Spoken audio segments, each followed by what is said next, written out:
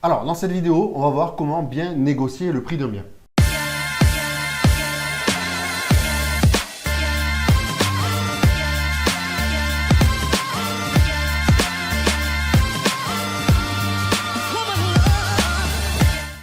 Alors Renaud, tu nous expliques un petit peu? Oui, alors effectivement, il y a 2-3 principes majeurs qu'on voulait te donner aujourd'hui dans cette vidéo. Le premier, Ben, c'est que quand on négocie dans l'immobilier, à part des cas très particuliers, mais tu sais qu'on ne te pousse pas vers ça, c'est que tu n'es pas pressé. Et en fait, Ouais, il faut bien comprendre, c'est que sinon tu risques de te planter, quoi. sinon tu vas faire une connerie. Et ce que je dis souvent à nos élèves, c'est il vaut mieux passer à côté d'une bonne affaire que d'acheter une mauvaise affaire. C'est vrai. Et effectivement, tu en auras d'autres des bonnes affaires. Même si ce projet-là, tu t'es projeté, etc. Tant pis, c'est pas grave. Il faut savoir faire le deuil. Donc, tu n'es pas pressé. C'est toi qui poses les choses, tu vas à ton rythme. Le vendeur, il est super pressé parce que c'est la fin de l'année, parce que c'est la fin du mois, c'est bientôt l'anniversaire de sa fille, j'en sais rien. Même s'il est pressé, c'est pas grave. De toute façon, toi, tu dois avoir toutes les cartes en main pour pouvoir poser un prix. C'est très important. Ensuite, effectivement, tu vas te fixer un prix objectif qui est ton objectif de la négo. Un exemple? Un exemple, on va dire que tu as fait tes calculs et tu veux acheter 38 000 € maximum. Bah, tu ne poses pas sur la table ce prix en premier.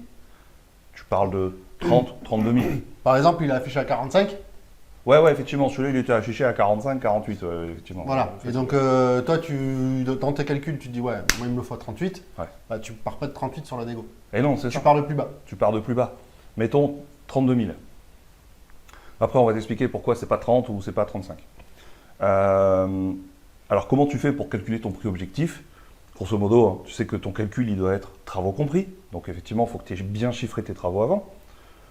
Il faut aussi que tu aies que 70% des loyers, ça soit supérieur à la mensualité de crédit que tu vas avoir. Donc, ça, c'est pareil, il faut que tu l'aies anticipé, il faut que tu l'aies calculé. Ça, c'est censé être implicite dans le sens, si tu nous suis, bah, tu sais qu'il faut investir dans des biens rentables, C'est ça. supérieurs à 10-12% brut. Bon, mais ça sera implicite dans ce cas-là. Ouais, c'est D'accord? Après, pour déterminer ton loyer, tu sais que tu fais une petite étude de marché. Je crois qu'on a une vidéo sur le sujet. Et puis, Ben, une petite métrique rapide pour simuler sur 20 ans la mensualité de crédit. Ouais, en fait, tu as une astuce. Alors, c'est sur 20 ans, hein, c'est important de le préciser. Globalement, chaque 100 000 € que tu vas emprunter, ça va te coûter une mensualité de 500 €. Ouais, c'est ça. Alors, c'est pas tout à fait juste, tu vois. mais c'est peut-être très 508, 500, ça dépend de beaucoup de choses. Ouais. Mais ça suffit pour calculer comme ça de tête. Ok, ce Rapide. bien-là, il fait 200 000, 1000 € de mensualité. C'est Voilà. ça. C'est ça, exactement. 150 000, ben, c'est 750. Voilà. Donc tu vois, c'est une petite astuce qui te permet de réfléchir rapidement quand tu es sur le terrain. Parce qu'attention, c'est bien beau hein, quand tu es à un bureau devant une vidéo comme là tu es en train de nous regarder, c'est facile de faire des calculs. Après quand tu es sur le terrain, qu'il pleut, qu'il fait froid, que tu es fatigué parce que tu as fait 3 heures de route et que tu n'as pas visité à distance, il faut vraiment avoir le petit coup rapide, le petit calcul rapide qu'on vient de te donner. Ensuite, un autre principe, Ben, c'est d'être positif, d'avoir une attitude, toi, positive. Tu dois avoir une attitude professionnelle et positive. Comment on fait? C'est une phrase que je dis à chaque fois, vas-y. Eh ben, c'est qu'en fait, tout le monde est d'accord. Et tu es déjà d'accord au départ. C'est ça. Avant de négocier? Mais comment ça, tout le monde est d'accord? Ouais, avant de négocier, souviens-toi que tout le monde est d'accord. En fait, le vendeur, il veut vendre et toi, tu veux acheter. Donc Ça, vous êtes d'accord sur une vente. C'est ça. On est Ça, encore, c'est la base. on n'est encore pas OK sur le prix, C'est ça. mais on est d'accord sur l'objet de la chose. Ouais. L'objet, c'est une vente. C'est ça. Et donc, une vente parfaite, c'est un terme consacré, tu sais. Une vente parfaite, c'est quand tu es d'accord sur la chose et sur le prix. Bon, ben, il ne reste plus qu'à se mettre d'accord sur le prix. C'est très bien. Après, tu vas tomber parfois sur des vendeurs bloqués. Le vendeur qui ne veut pas baisser, qui a une valeur sentimentale dans ce bien, qui a mis beaucoup de travaux, ça peut arriver. Alors, ça arrive plus fréquemment quand c'est des particuliers, d'ailleurs, qui vendent. Quand c'est le vendeur direct. Ouais. C'est vrai. Du coup, ce qu'il faut, c'est arriver à amener la discussion et utiliser la technique de la force supérieure. La force supérieure, tu sais, c'est quand tu... C'est dans Star Wars, ça? Ouais. Tu sais, c'est quand tu dis à des collègues que tu peux pas aller à telle soirée parce que ta femme, elle n'a pas envie d'y aller. Alors que c'est toi, en fait. C'est juste tu dis que c'est l'autre, comme ça tu Mais mets des la fois, c'est inconscient. responsabilité sur celui qui est pas là. Bah là, en fait, tu fais pareil avec ton banquier. Tu dis, ça aussi, ça marche très bien. Mon banquier, il me finance pas jusqu'à plus que tant. Alors le temps étant, je te rappelle, ton prix de départ et pas ton prix objectif. D'accord? Donc mon banquier, il me finance pas jusqu'à plus de 32 000 € sur ce bien. Parce que j'ai déjà 8 000 € de travaux de prévus, blablabla. Ok? très important, finalement d'assainir la relation que tu vas avoir. Parce que c'est une relation qui peut durer quelques jours, quelques semaines, parfois le temps que tu aies tous les documents, toutes les informations, les diagnostics, les baux, etc., si c'est déjà loué. Donc sur cette relation-là, il faut qu'elle soit saine. Du coup, ne te mets pas en confrontation, tu as bien compris. Alors le prochain point, déjà ce qu'il faut comprendre avant d'aborder le prochain point, c'est qu'une négo, c'est pas une petite chose.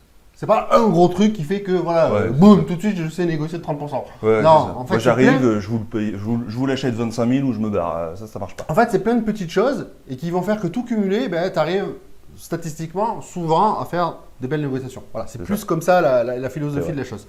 Alors, donc une corde de plus que tu peux mettre à ton arc pour exploiter ce qu'on vient de dire, c'est que lorsque tu commences à converger sur la négo, tu fais une offre écrite. C'est ça. Elle a plus de poids. Voilà, tout simplement. Alors, c'est important ce que tu as dit, c'est tu commences pas forcément par une offre écrite. C'est une fois que tu as commencé à discuter, à sentir un petit peu la négociation que tu peux avoir. Souvent, l'agent immobilier, il a déjà discuté avec le vendeur. Quand tu as un agent immobilier en face de toi, souviens-toi toujours que c'est plus facile à négocier. Parce que lui, il a une relation, justement, lui aussi, il utilise la force supérieure. C'est l'acheteur qui ne veut pas payer plus cher. Donc voilà, c'est une relation que tu as mis en place. Et une fois que tu as commencé à converger, même si tu n'es pas encore tout à fait d'accord, là, ta technique, elle est très bonne. Oui, c'est ça. Alors pourquoi, quand c'est sur format écrit, finalement, pourquoi c'est plus impactant? En fait, ça concrétise les euros. C'est écrit, c'est sous ses yeux. C'est sous ses yeux et il y a une signature en bas. Et en fait, il y a un montant et une signature sur papier. Un truc que le vendeur, il va avoir chez lui pour y réfléchir. Donc, tiens, petite information, c'est tu mets toujours une date maximum, une durée de validité à ton offre. Alors voilà, déjà ça s'appelle une offre, d'accord? Oui. Hein, c'est quand même engageant, hein, c'est pas n'importe quoi, d'accord? Donc on rajoute aussi, donc on met une date de validité. Oui. Donc je vous fais cette offre, admettons dans l'exemple qu'on a dit tout à l'heure, 33 000, oui. 33 000, voilà. Oui, valable 7 jours, ou 5 jours, ou 48 heures. Ouais, moi je fais pas plus de 2-3 jours maxi. Ouais. Donc là ça met une pression aussi.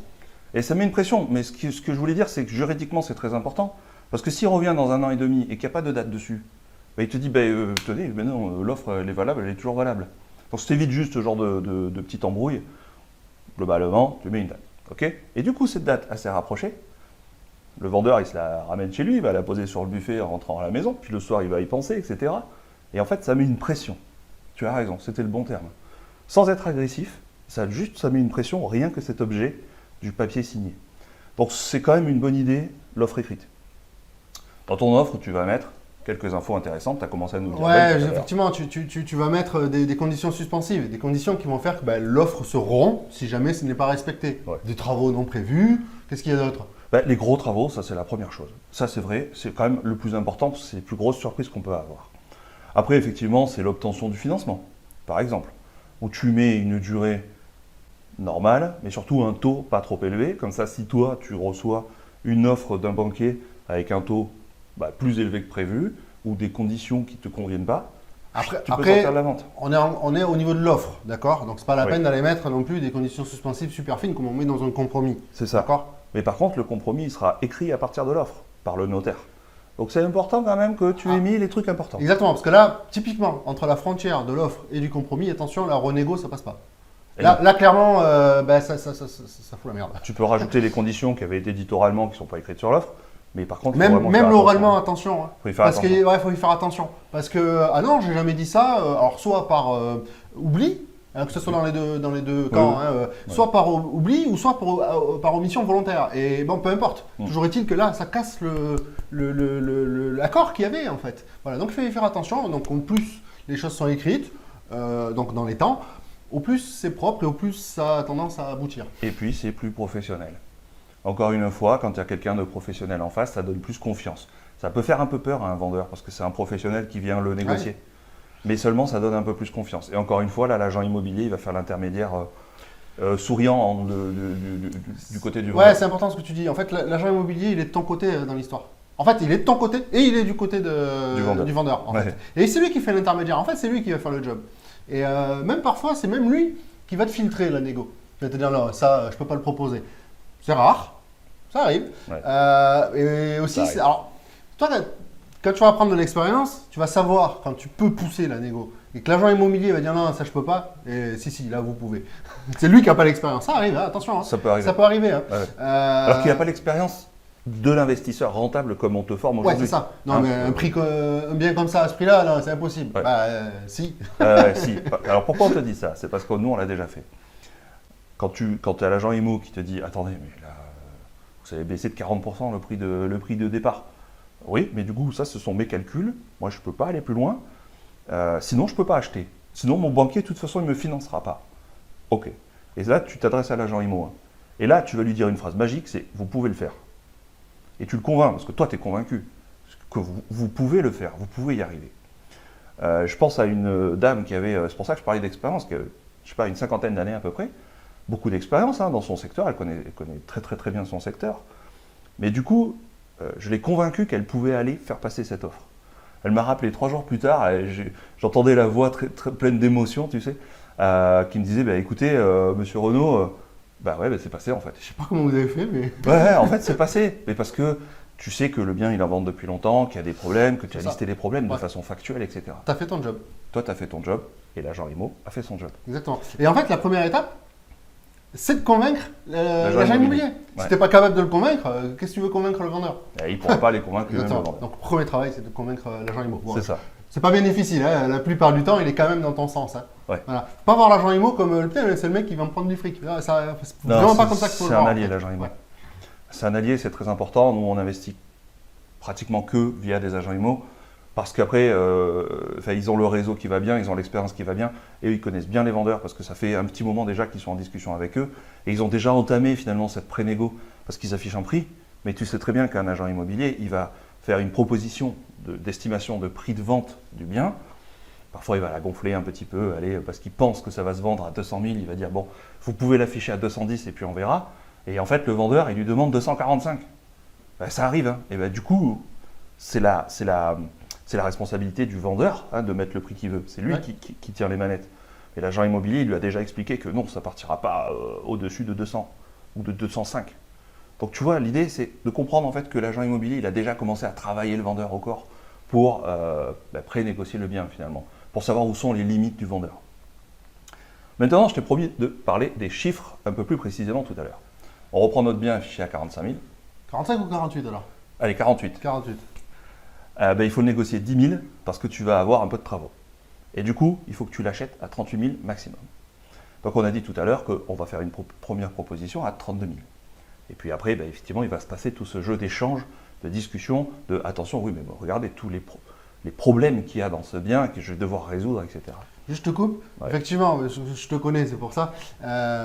Tu vas partir de 32, ton objectif c'est 35, et tu sais que tu ne dois pas aller au-delà de 38. Ouais, c'est d'accord. Ça, parce que c'est vrai, en fait, tu as plusieurs bornes, mais tu sais que toi, dans tes calculs, au-delà de 38, c'est mort, mais mort, tu t'en vas un courant. Pas. 35, bon, ça va, mais j'aimerais mieux. 32, parfait. Ouais, voilà, ça. En fait, c'est ça c'est ça l'idée. C'est pas la peine de dire je vais le négocier à 15 000, ça sert à rien. Là, pour le coup, tu passes pour un blaireau. Hein, on entend des choses comme ça, donc fais attention. Du coup, le vendeur, lui, il était positionné à 45 000. Hein. Non, 48. 48 000. En fait, j'ai mis les frais d'agence. Donc le vendeur était bloqué à 48 000. Et du coup, l'idée, c'est d'arriver à faire avancer chacun, faire un pas vers l'autre, mais toi, tu ne vas pas faire les mêmes pas que le vendeur. Et ça, écoute bien, c'est très important. Toi, tu vas proposer 32 en premier. Le pas suivant, c'est peut-être 33. Et lui, tu vas l'amener à dire 45, et puis après 40. Et en fait, à faire des pas plus grands, parce que les gens sont souvent calés sur des chiffres ronds. Et c'est ce qui fait que tu peux faire aussi des offres avec des virgules. C'est-à-dire, écoutez-moi, le maximum, c'est 34 818,12. C'est mon calcul. Ça, c'est bien, avec un agent IMO, ça peut passer. Et je l'ai fait avec cet agent IMO dont je parlais tout à l'heure. J'ai plus le chiffre que j'ai dit maintenant, mais 34 000 et quelques euros là. Et du coup, tu peux avancer de quelques centaines d'euros de temps en temps, et lui, de son côté, il va peut-être aussi avancer, mais par tranche de 5 ou de 10 000 euros selon le prix du bien. C'est-à-dire qu'au fur et à mesure des itérations de la négociation, lui, il va descendre plus vite son prix que toi, ce que tu vas le monter. Par contre, tu le montes autant de fois que lui l'a descendu. Après, il est clair que ce qui peut arriver, dans l'exemple que tu as cité très clairement, c'est que le vendeur refuse catégoriquement lorsqu'il entend le 32. Normalement, l'agent immobilier l'aura un peu filtré, hein, parce que lui, il aura été au contact du vendeur, il aura senti un peu comment cette personne-là réagissait. Mais ça peut, effectivement, ça peut bloquer lorsque l'annonce du prix est vraiment basse. Oui, c'est vrai, c'est un risque à prendre, c'est comme ça. Alors, c'est un risque à prendre, du coup, tu en verras d'autres, c'est pas grave. Tu peux aussi le rappeler un mois plus tard, parce qu'il aura peut-être pas vendu et qu'il en aura peut-être eu marre, alors que tu lui avais fait une offre écrite. Souviens-toi de l'offre écrite, il la garde chez lui, l'offre écrite. Et puis, du coup, ce que tu peux faire aussi, c'est déjà, de toute façon, c'est commencer à négocier avec l'agent immobilier, en fait. Tu négocies pas directement avec le vendeur, tu négocies avec l'agent immobilier. Et donc, effectivement, ce jeu-là, tu vas le jouer avec l'agent immobilier. Mais l'avantage, souviens-toi que, alors sur des prix de ce type-là, parce que oui, évidemment, on trouve des biens à 40 000 et à 30 000 euros, hein, ça se trouve, d'accord? Je te le rappelle juste pour info. Dans ces ordres de prix-là, il va descendre de 5 000 ou de 3 000. Mais par contre, toi, si tu montes de 1260, ben, tu as gagné un peu de marge. Et tu fais ça 3-4 fois, ben, tu as gagné beaucoup de marge. Et c'est comme ça aussi qu'on arrive à négocier bien des prix, j'allais dire, bien en dessous du marché, parce que tu as fait autant de pas que le vendeur, que ton interlocuteur vers toi, sauf que tu as fait des plats plus petits. Donc voilà, ça c'est l'astuce importante à garder en tête quand tu mènes une négociation. Encore une fois, ce n'est pas une astuce. Hein, comme on l'a dit tout à l'heure, voilà, c'est un ensemble de choses qui vont faire que tu vas être bon en négociation. Voilà, la négo, c'est de la psychologie. Donc tu vas commencer à devenir un professionnel de l'immobilier, ou tu l'es déjà peut-être.